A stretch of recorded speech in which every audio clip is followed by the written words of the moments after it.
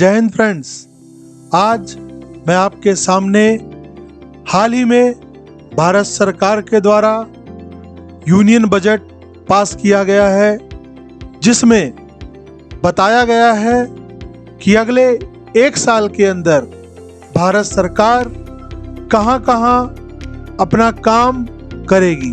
First of all कि हमारी finance minister Nirmala Sitharaman जी के द्वारा जो यूनियन बजट पास किया गया है, इसमें सभी सेक्टर के लिए कुछ ना कुछ लेकर भारत सरकार के द्वारा लेकर आया गया है। इस बजट सत्र में एक शब्द यूज किया गया है, वो शब्द है सप्तऋषि। ये सप्तऋषि प्लान है जिसमें हमारी honourable finance minister Nirmala Sitharaman ji ने कहा है कि ये हमारे गाइडिंग प्रिंसिपल है, जो हमें गाइड करेंगे कि आने वाले 100 साल के अंदर हम किस सेक्टर में हमें ग्रो करना है, और जब हमारा देश पूरा डेवलप होगा तो हम इन 7 गाइडिंग प्रिंसिपल पे काम कर चुके होंगे। जो 7 प्रिंसिपल होते हैं वो है, पहला समावेशी विकास, जिसे हम कहते हैं इंक्लूसिव डेवलपमेंट। ये डेवलपमेंट देश के प्रत्येक वर्ग, प्रत्येक राज्य, प्रत्येक सेक्टर और हर धर्म के लोगों को एक साथ एक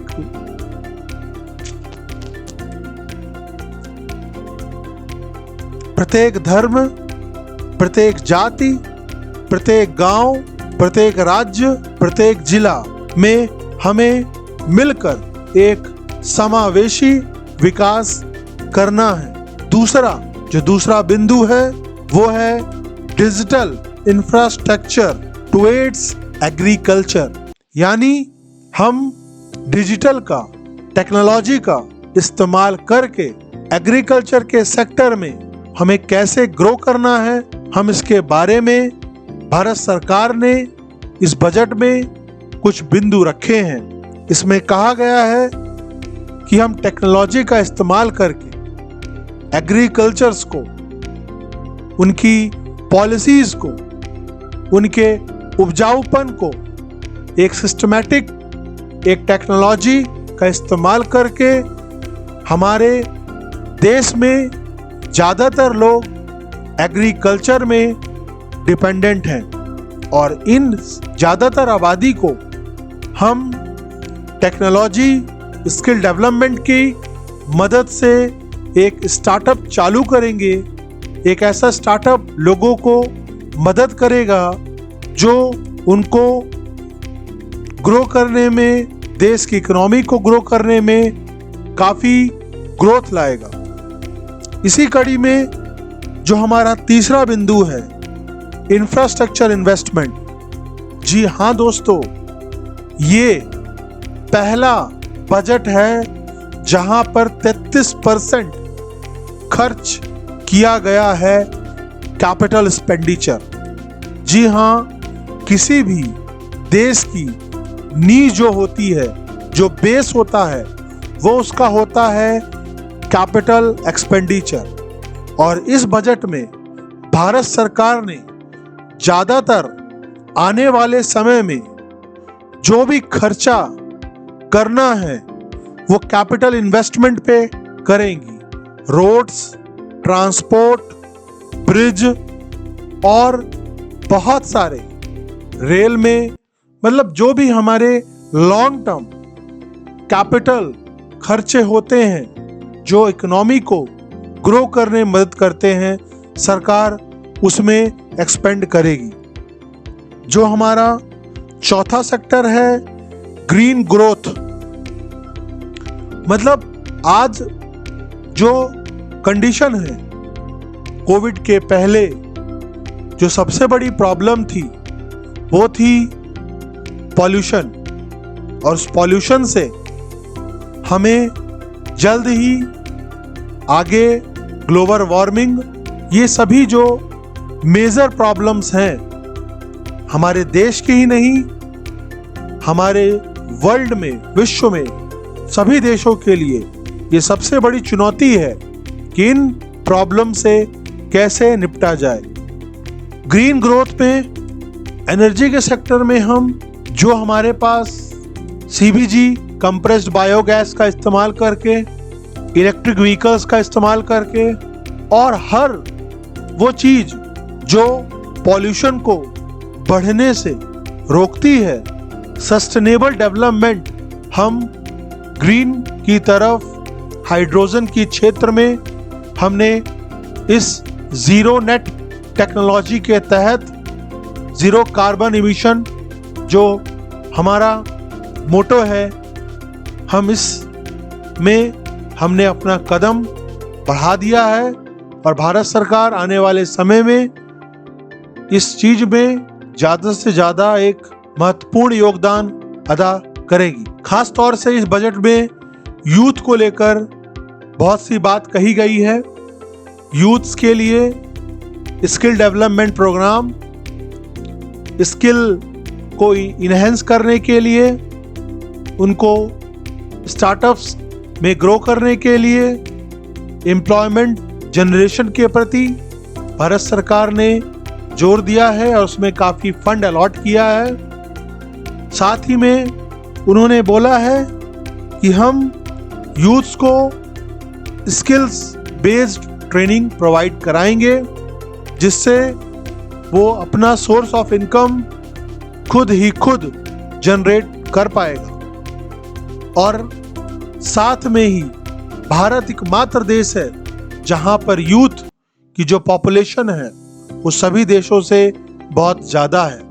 तो हम इस यूथ को एक एसेट्स की तौर पर इस्तेमाल कर सकते हैं। अगला जो बिंदु है, अनलीशिंग द पोटेंशियल, ये एक ऐसा बिंदु है जिसमें हम देश के हर तबके के, हर वर्ग के लोगों के पोटेंशियल्स को लीश करेंगे, पहचानेंगे और उसे सही डायरेक्शन में GDP के ग्रोथ के लिए, प्रोडक्शन के लिए, एक्सपेंडिचर्स के लिए हम इस्तेमाल करेंगे।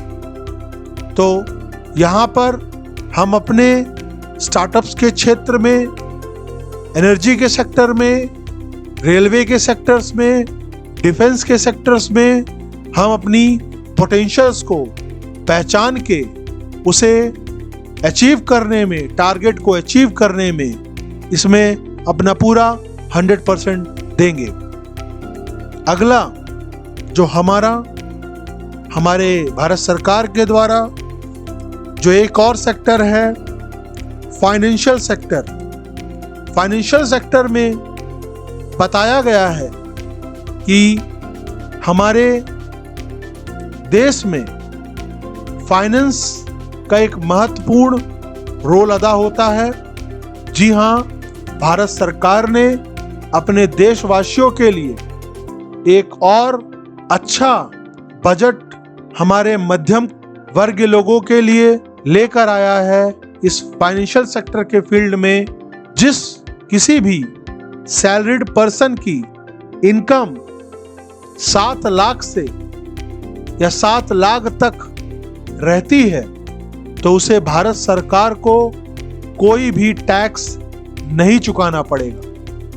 जी हाँ, हमने देखा है कि पुरानी जो इनकम टैक्स स्लैब रिजीम है और जो नई टैक्स रिजीम है उसमें बदलाव भी किया है। पुराने टैक्स रिजीम में 0 रुपए से लेकर 2.5 लाख रुपए तक कमाने वाले प्रत्येक सैलरी पर्सन को कोई भी टैक्स नहीं चुकाना पड़ता था। और अभी जो नई टैक्स रिजीम आई है इसमें 0 से लेकर 3 लाख तक के सैलरीड पर्सन को, इनकम टैक्स पेयर्स को 0% इंटरेस्ट लगेगा। जी हां, उनको उसमें छूट है। बात हम करें 2.5 लाख से 5 लाख तक जो ओल्ड रिजीम में था, उसमें 0% तब था अगर उसकी taxable income less than 5 lakh होती है तो उसे कोई भी टैक्स नहीं चुकाना पड़ेगा। बट नए रिजीम में 3 लाख से लेके 6 लाख तक उसको 0% टैक्स देना होगा अगर उसकी टैक्सेबल इनकम यानी नेट टैक्सेबल इनकम उसकी लेस देन 7 लाख होती है तो उसे कोई भी टैक्स नहीं चुकाना पड़ेगा। उसके बाद जो हमारी नई रिजीम है उसमें 3 लाख से 6 लाख तक 5%, 6 लाख से 9 लाख तक 10%। ये जो रेट है ये धीरे धीरे स्लैब दिए हुए हैं। मैं इस पिक्चर्स में आपको दर्शा रखा हूं, शो कर रखा हूं, इसको आप देख लीजिएगा। मैं आपको इतना बता देता हूं कि इस नए रिजीम में एक चेंजेस है कि किसी भी सैलरीड पर्सन की इनकम जो टोटल इनकम है वो 7 लाख में जो भी है टोटल इनकम अगर 7 लाख से ज़्यादा है तो उसको 50,000 तक का स्टैंडर्ड डिडक्शन एप्लीकेबल है। साथ ही में सेक्शन 80C के तहत जो भी डिडक्शन होते थे वो छूट इस टैक्स रिजीम में उसे प्राप्त नहीं दी जाएगी। और पेंशनधारियों के लिए जो स्टैंडर्ड डिडक्शन रखा गया है वो 15,000 है। इसके अलावा उन्हें किसी भी प्रकार की टैक्स डिडक्शन बेनिफिट्स नहीं दिया जाएगा। जी हाँ दोस्तों, ये जो 7 लाख का जो छूट टैक्स ना देने की है, इसमें भारत सरकार ने अपना मुद्दा, अपना मोटो आपके सामने रखा है कि आप ज़्यादा से ज़्यादा एक्सपेंड करें और जितना ज़्यादा आप एक्सपेंड करेंगे, जितना ज़्यादा आप खर्च करेंगे उतना पैसा मार्केट में आएगा और ये मार्केट के ग्रोथ के लिए काफ़ी अच्छा है, क्योंकि ज़्यादा खर्च करने से डिमांड बढ़ेगी और डिमांड बढ़ेगी तो सप्लाई बढ़ेगी, सप्लाई बढ़ेगी तो प्रोडक्शन बढ़ेगा। जी हाँ, ये इनकम टैक्स के बारे में हमारे मध्यम वर्ग के लिए भारत सरकार के द्वारा ये फाइनेंस सेक्टर में ये छूट लाई गई है।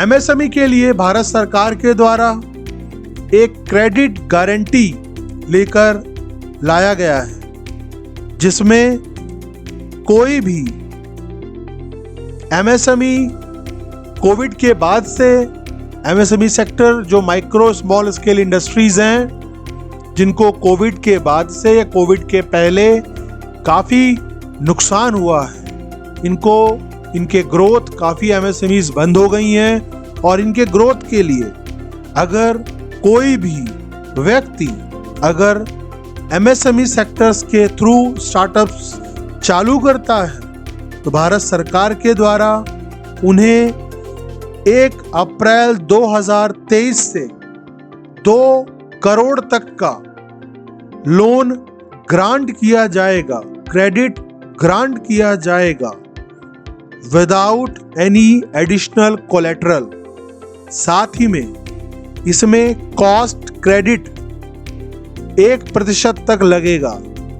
यानी ये बहुत ही अच्छा कदम भारत सरकार के द्वारा एमएसएमईज के लिए लाया गया है। जी हाँ, आज मैंने आपको हमारे बजट के कुछ मूलभूत चीज़ों को आपके सामने रखे हैं। साथ में मैंने आपको इनकम टैक्स के स्लैब के बारे में जानकारी दी है और फाइनेंशियल सेक्टर में कहाँ क्या क्या हमारे देशवासियों के लिए बजट में है मैंने आपके सामने पेश किया है। और अगर किसी भी प्रकार का आपको डाउट है तो कृपया मुझे कमेंट बॉक्स में कमेंट कीजिए। धन्यवाद।